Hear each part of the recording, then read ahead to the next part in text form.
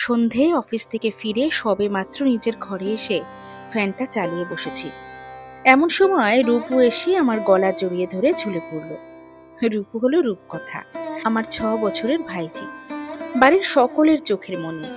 আমি ভ্রু তুলে জিজ্ঞেস করলাম, কি খবর রূপু সোনা? আজ সারাদিন কতটা দুষ্টুমি করেছো শুনি একটু। সে যেন এই প্রশ্নের অপেক্ষাতেই ছিল। আধো আধো করে বলল, শোনো পিপি, পাপাকে বলে দিও পাপার সঙ্গে আমার কোনো কথাই নেই। পাপার সঙ্গে আড়ি আড়ি আড়ি, কাল যাব বাড়ি করে দিয়েছি।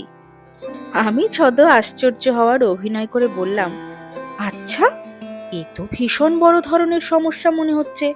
তা কি হয়েছে সেটা তো বলো। আড়ি কেন বাবার সঙ্গে? এমন সময় আমার মা ঢুকলো, হাতে একটা কাচের গ্লাসে দুধ নিয়ে।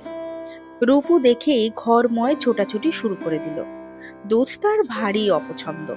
মা বলল, দেখেছিস তো সারাটা দিন আমার ওপর দিয়ে কি যায়। 70 পেরিয়ে গেছে আমার।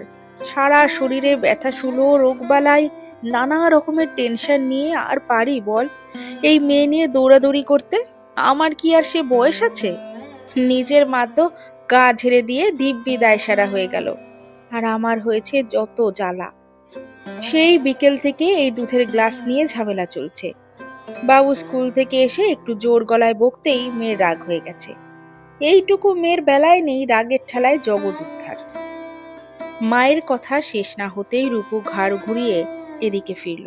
পায়ে পায়ে খাটের পেছন থেকে আমার কোলের কাছে এসে দাঁড়িয়ে বলল, ধাম্মাম, ও ধাম্মাম, দুধটা দাও, আমি আর দুষ্টু করব না।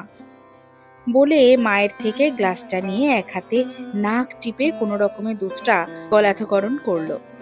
আমি বুঝতে পারলাম কি তীব্র সেন্সিটিভ হয়ে গেছে একরত্তি মেয়েটা। কিছু বোঝে না, কিছু জানে না, অথচ মায়ের নাম শুনে একটা অপরাধ বোধ কাজ করে নিজের প্রতি। মা ঘর থেকে বেরিয়ে গেলে ওকে কোলের কাছে টেনে নিলাম। মাথায় হাত বুলিয়ে আস্তে আস্তে জিজ্ঞেস করলাম, রূপসোনার কি মায়ের কথা মনে পড়েছে?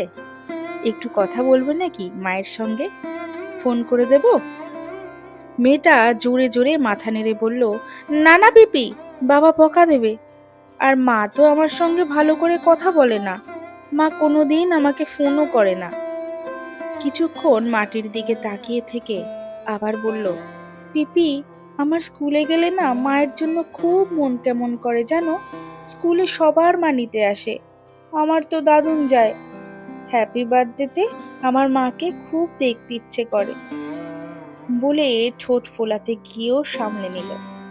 আমিও দীর্ঘশ্বাসটা চেপে গেলাম। মেয়েটা কবে যে এত বড় হলো। আমরা 2 ভাই বোন। দাদা আমার থেকে 8 বছরের বড়, হাই স্কুল টিচার। বিয়ে হয়েছিল প্রায় বছর 10 আগে। বৌদি প্রফেশনালি থিয়েটার করত। স্টেজ শো, রিহার্সাল, ওয়ার্কশপ, দূর দূরান্ত শো করার জন্য জন্মের পর থেকেই রূপু প্রায় মা ছাড়া। প্রফেশনের পাশাপাশি প্যাশন বলে আমরাও বৌদিকে সব রকম সব সময় সাপোর্ট দিতাম। দাদাই মেয়েকে প্রায় একা হাতে সামলেছে।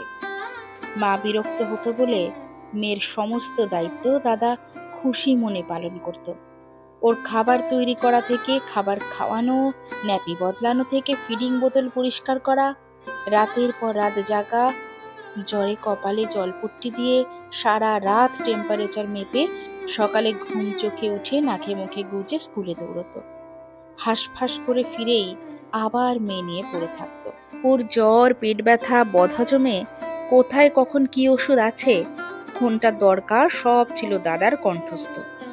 টলমল পায়ে মেয়েকে হাঁটতে শেখানো থেকে শুরু করে ঘোড়া ঘোড়া খেলার ঘোড়া হওয়া, মেয়ের হাতে খড়ি দেওয়ানোর থেকে সরস্বতী পুজোর প্রথম শাড়ি পরানো, চুল বেঁধে দেওয়া, সবেতেই দাদার সিদ্ধ হস্ত। মেয়েরা তো মাতৃত্বকালীন ছুটি থেকে শুরু করে চাইল্ড কেয়ার লিভের সুবিধে পায়, কিন্তু বাবা আর মায়ের জোড়া দায়িত্বের মধ্যে পড়ে দাদাকে কখনো কখনো হাফ পে লিভ নিয়েও সামলাতে হয়েছে। সারাদিন ক্লাস করে স্কুল থেকে সন্ধে ফিরে মাঝরাত পর্যন্ত যখন গল্প বলে ঘুম পাড়াতো, তখন বৌদির প্রোডাকশনের গাড়ি দাঁড়াতো দরজার সামনে। গাড়ির শব্দে প্রায় ঘুমিয়ে যাওয়া মেয়ে জেগে উঠে দৌড়ে যেত সদর দরজায়। কিন্তু সারাদিন পর একরত্তি মেয়েটা মায়ের একটু আদর পেতে চেয়েও পেত শুধু বকাবকি, অবজ্ঞা আর অবহেলা। মুখ চুন করে ফিরত বাবার সঙ্গে শোয়ার ঘরে। তারপর ভোর রাত পর্যন্ত আমরা শুনতে পেতুম দুজনের তর্কাতর্কি, দোষারোপ। এভাবেই একসময় বোঝা গেল আর চলছে না। দ্য ম্যারেজ ইজ ওভার বলে বৌদি আলাদা হয়ে চলে গেল অন্য ফ্ল্যাটে, অন্য জীবনে, মেয়ের জন্য বিন্দু মাত্র ভাবনা না রেখে, মাতৃত্বের এক ফোঁটা দাবি না করেই। কিন্তু ম্যারেজ ওভার হলেও মেয়েকে ফেলে দিতে পারেনি তার বাবা। ওই মেয়ে আঁকড়ে পড়ে রইল দাদা। কলিং বেলের শব্দে আমার চিন্তার তাল কাটল। উঠে গিয়ে দরজা খুলে দিলাম। দাদা বাজার করে ফিরেছে। সকালে আমরা দুজনেই বেরোই বলে মাকে বাজারটা রাতেই করে দিতে হয়। দেখলাম দাদার গায়ের টি শার্ট ঘামে ভিজে জবজবে, চোখ মুখ লাল হয়ে গেছে। দাদা ব্যাগটা আমার হাতে ধরিয়ে দিয়ে একটা মিল্কি বার নিয়ে রূপুকে দিতে গেল। রূপু ঠোঁট ফুলিয়ে পেছনে ঘুরে দাঁড়ালো।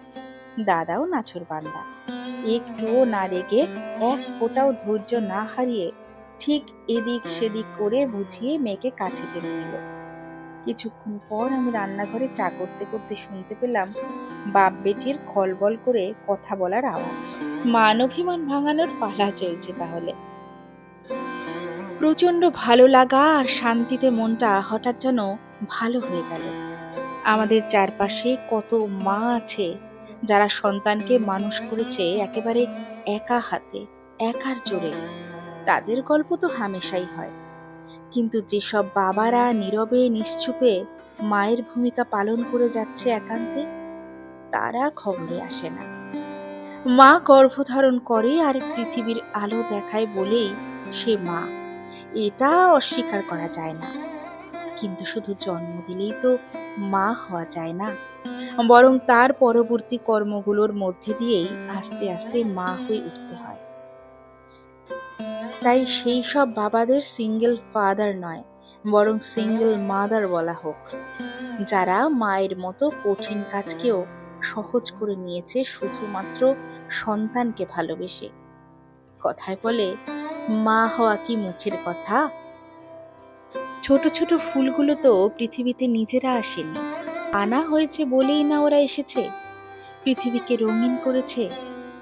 ওদের ভালোবাসুন, এইসব বাবাদের পাশে থাকুন, কারণ সত্যি মা হওয়া মুখের কথা নয়। আমরা সবাই দূরে ঠেলে দিলে ওরা যে অসহায় হয়ে যাবে, মরে যাবে সবুজ শৈশবটা। নিজেদের সমস্যা, জটিলতার দায়ভার ওদের উপর চাপাবেন না। ওদের কাজ যে বড্ড নরম, বড্ড অপরিণত, ওরা বইতে পারবে না। এরাই একদিন মহিরুহ হয়ে বৃদ্ধ বয়সে ছায়া দেবে আপনাকে, আমাকে, আমাদের সকলকে।